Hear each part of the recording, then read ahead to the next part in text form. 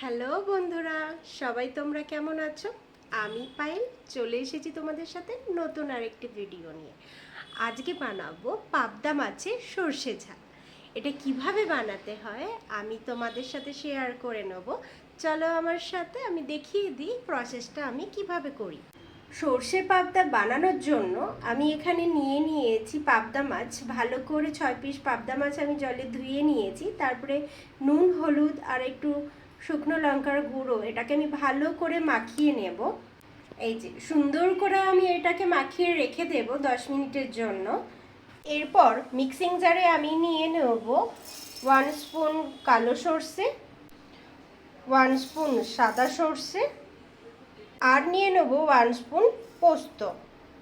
আর এর মধ্যে আমি নিয়ে নেব শুকনো লঙ্কার গুঁড়ো, একটু হলুদ গুঁড়ো, আর নিয়ে নেব স্বাদ মতো লবণ। আর এর মধ্যে আমি জল নিয়ে নিয়েছি আর অল্প তেল নিয়ে নেব। এই দেখো পেস্ট করে আমি রেখে দিয়েছি আলাদা।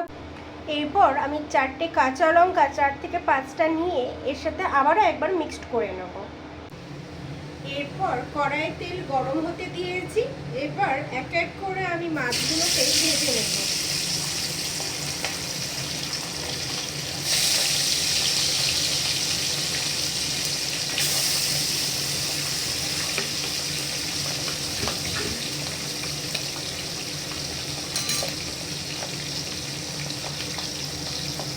দেখো মাছগুলোকে তো আমি ভেজে রেখে নিয়েছি সুন্দর করে কড়া কড়া করে।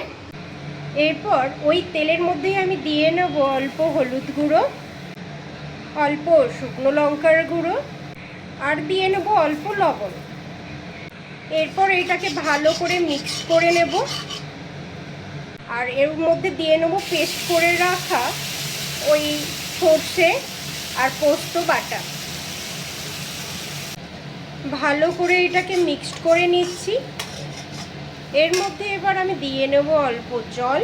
যে যেরকম ঝোল রেখে খেতে পছন্দ করবে সেরকম নেবে।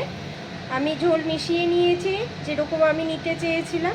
এরপর এইটাকে অল্প ফুটতে দিয়েই এর মধ্যে আমি মিশিয়ে নেব, এক এক করে দিয়ে নেব মাছগুলোকে।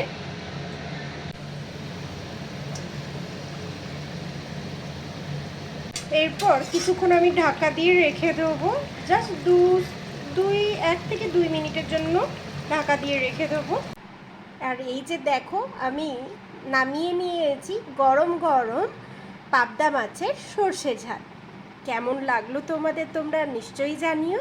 খাওয়ার পর তো আমার অনেক ভালো লেগেছে আর দেখতে রঙটা অনেক সুন্দর এসছে।